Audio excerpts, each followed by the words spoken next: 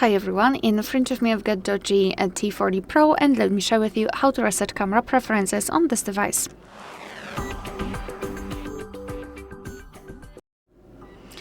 So let's start with opening the camera app, and right now we have to open the settings. It doesn't really matter whether you will be on the video or picture mode.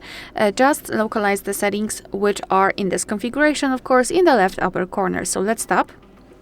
And here we've got the option Restore Default. So let's simply tap on it and confirm it by tapping on OK. We just got back to the camera, and it means that we just successfully reset all camera preferences. Alright, so that will be all. Thank you so much for watching. Please hit the subscribe button and leave the thumbs up.